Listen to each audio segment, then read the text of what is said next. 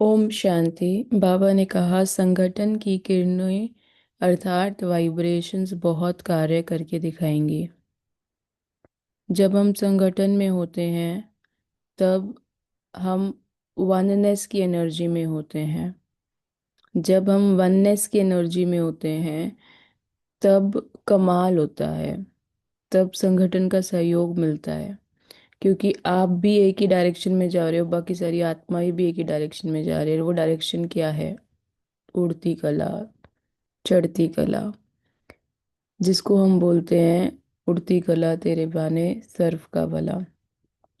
इसमें सिर्फ दृढ़ता चाहिए, मुझे करना ही है। दूसरों के अलबेलेपन का प्रभाव नहीं पड़ना चाहिए। आपकी दृढ़ता का प्रभाव औरों पर पड़ना चाहिए, क्योंकि दृढ़ता की शक्ति श्रेष्ठ है या अलबेलेपन की शक्ति श्रेष्ठ है। बाप दादा का वरदान है, जहाँ दृढ़ता है वहाँ सफलता है ही। तो क्या बनेंगे? प्रयोगशाली, त्रिकालदर्शी, आसनधारी। और तीसरा क्या करेंगे? जैसा समय वैसे विधि से सिद्धि स्वरूप। अब विधि क्या होती है?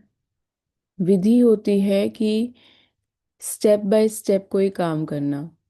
लेकिन अगर रिजल्ट अच्छा नहीं आ रहा होता तो इस चीज़ पर फोकस नहीं करना कि रिजल्ट क्यों नहीं अच्छा आ रहा।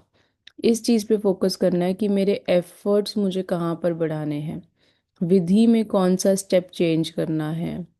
क्योंकि जब राइट विधि होती है तो सिद्धि मिलती है, लेकिन जब विधि राइट नहीं होती तब सिद्धि नहीं मिलती है। तो फोकस इस चीज़ पे करो कि क्या मुझे राइट विधि पता है। एक उदाहरण देती हूँ। जैसे चाय बनानी है तो दो चीज़ें होती हैं। एक होता है कि चाय की सामग्री, और दूसरा होता है चाय बनाने की रेसिपी। जब आपको वो दोनों मिलेंगी तभी आप चाय बना पाओगे। लेकिन एक तीसरी चीज़ और है कि अगर मान लो सामग्री भी मिल गई और आपको चाय बनाने की रेसिपी भी मिल गई, जब आप उसको एक्शन में लेकर आओगे और बनाओगे तो जब चैलेंजेस आएंगे वो भी आपको फेस करने हैं। जब आप वो फेस कर लोगे और वो बार बार करोगे तब आपको सफलता मिलेगी।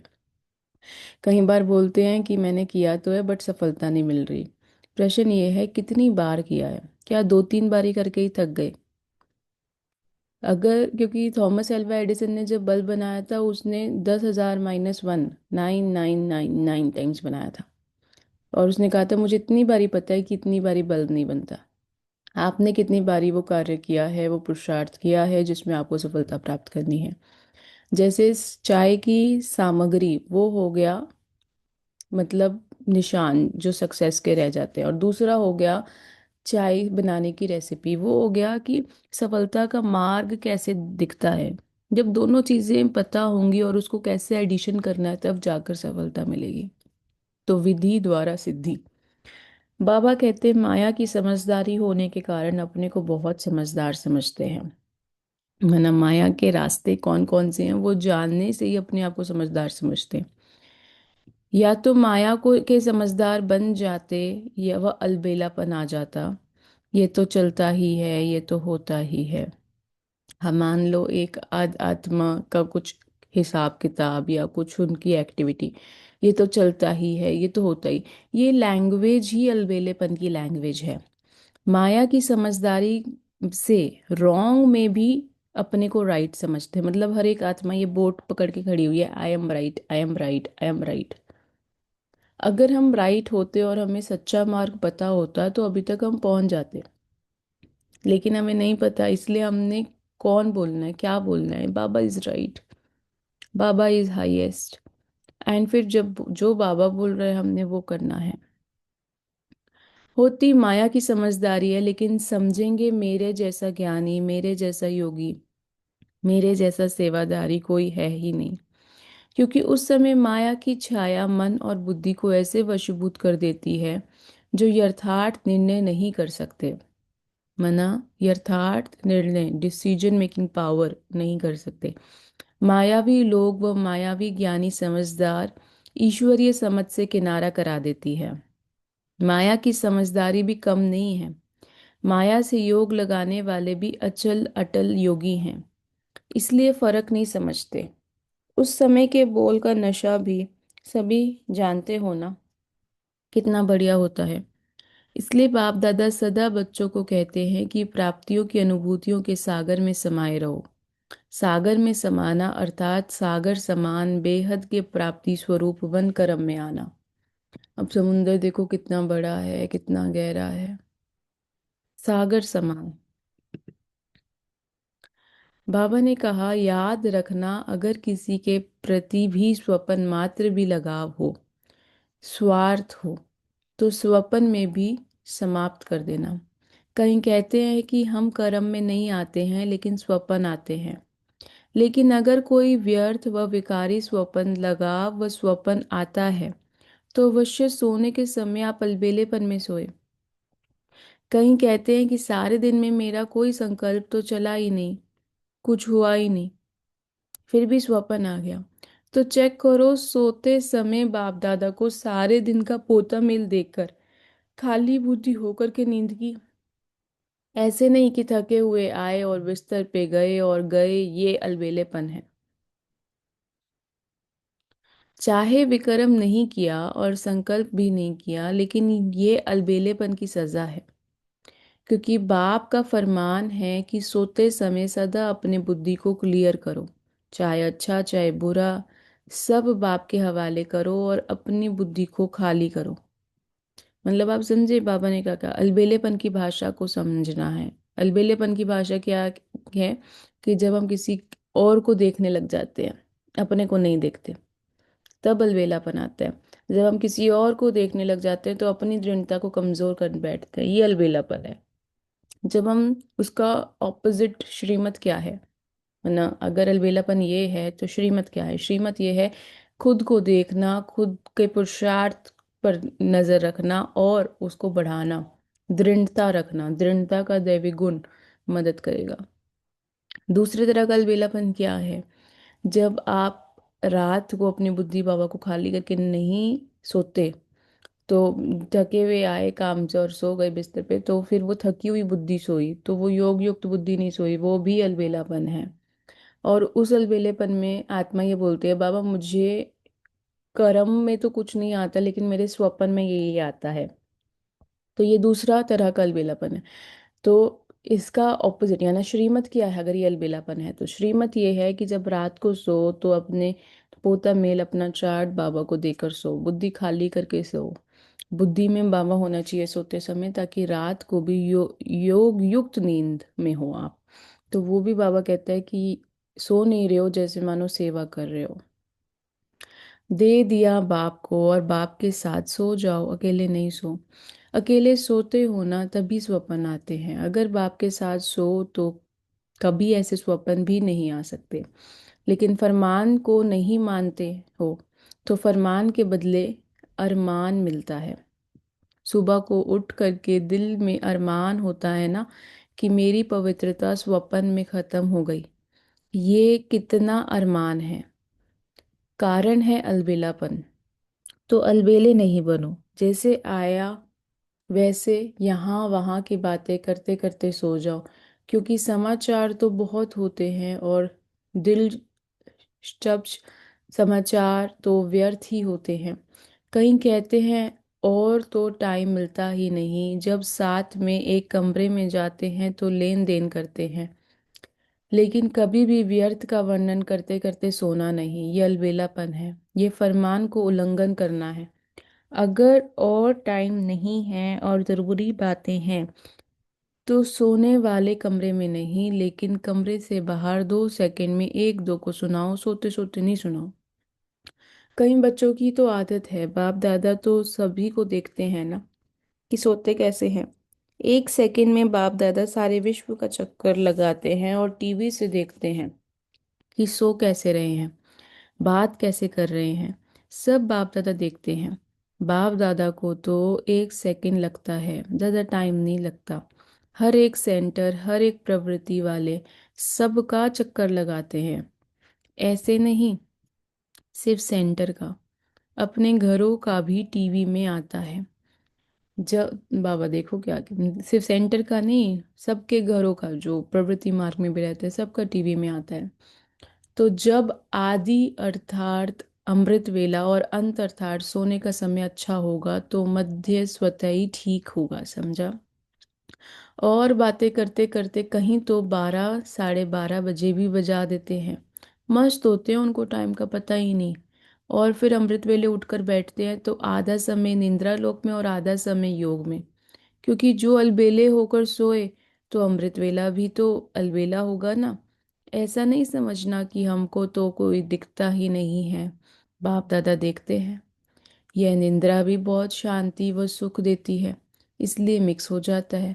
अगर पूछेंगे तो कहेंगे नहीं, मैं तो बहुत शांति का अनुभव कर रहा था। देखो, नींद को भी आराम कहा जाता है। अगर कोई बीमार भी होता है तो डॉक्टर कहते हैं आराम करो। आराम क्या करो? नींद करो टाइम पर। तो निंद्रा भी आराम देने वाली है, फ्रेश तो करती है ना। तो नींद से फ्रेश होकर उठते हैं ना तो कहते हैं आज योग में बहुत फ्रेश हो गए। आप लोगों को निश्चय पक्का है कि जो बाप के साथी हैं, सच्चे हैं, तो कैसे भी हालात में बाप दादा दाल रोटी जरूर से खिलाएगा।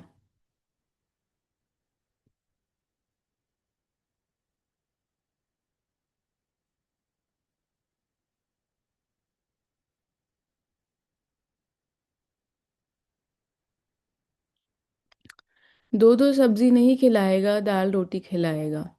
लेकिन ऐसे नहीं करना कि काम से थक करके बैठ जाओ और कहो बाबा दाल रोटी खिलाएगा। ऐसे अलबेलेपन व आलस्य वाले को नहीं मिलेगा। बाकी सच्ची दिल पर साहेब राजी है। कई बच्चे बार बार पूछते हैं, जैसे निमित बच्चों से या रू रिहान में बाप दादा से एक ही क्वेश्चन करते हैं, बाबा विनाश की डेट बता दो। सभी का क्वेश्चन है ना। अच्छा, बाप दादा कहते हैं डेट बता देते हैं, चलो 2000 में पूरा होगा। तो क्या करेंगे? ये 1996 की अव्यक्तवाणी है। तो बाबा ने कहा, बच्चों ने डेट पूछी, बाबा ने बताया 2000। तो यह कोई डेट नहीं दे रहे हैं, मिसअंडरस्टैंड नहीं करना। बाप दादा पूछ रहे हैं, समझो 2000 तक आपको बताते हैं कि क्या करेंगे। अलबेले बनेंगे या त्रिपुरुषार्थी बनेंगे? त्रिपुरुषार्थी बनेंगे। और बाप दादा कहते हैं कि इस वर्ष में हलचल होगी तो फिर क्या करेंगे? और त्रिपुरुषार्थ कर लेंगे। या थोड़ा थोड़ा डेट कॉन्शियस हो जाएंगे, गिनती करते रहेंगे कि इतना समय पूरा हुआ, 1 मास पूरा हुआ, 1 वर्ष पूरा हुआ, बाकी इतने मास हैं। तो डेट कॉन्शियस बनेंगे या सोल कॉन्शियस बनेंगे? क्या करेंगे? अलबेले नहीं बनेंगे। यह तो नहीं सोचेंगे कि अभी तो 4 वर्ष पड़े हैं, क्या हुआ लास्ट वर्ष में कर लेंगे। ऐसे अलबेले नहीं बनेंगे। या थोड़ा थोड़ा बन जाएंगे। आप नहीं भी बनेंगे तो माया सुन रही है, वह ऐसी बातें आपके आगे लाएगी जो अलबेलेपन आलस्य बीच बीच में आएगा। फिर क्या करेंगे? इसलिए बाप दादा ने पहले भी सुनाया है कि डेट कॉन्शियस नहीं बनो, लेकिन हर समय अंतिम घड़ी है। इतना हर घड़ी में एवर रेडी रहो। जो भी डायरेक्शंस मिलते हैं, डायरेक्शंस द्वारा बाप मिलते हैं, चाहे निमित्त आत्माएं दादियों द्वारा मिलते हैं, उनका रिगार्ड देना अति आवश्यक है। इसमें ना बहाना देना ना अलबेलापन करना। बाप दादा ने हर बच्चे को, चाहे प्रवृत्ति में है चाहे सेवा केंद्र पर है, चाहे कहाँ भी रहते हैं, स्थूल साधन हर एक को दिए हैं। ऐसा कोई बच्चा नहीं है जिसके पास खाना पीना रहना इसके साधन नहीं हो। जो बेहद के वैराग्य की वृत्ति में रहते हुए आवश्यक साधन चाहिए वह सबके पास है। अगर कोई को कमी है तो वह उसके अपने अलबेलेपन व आलस्य के कारण है। अगर कोई भी कमी है तो वह उसके अलबेलेपन और आलस्य के कारण है।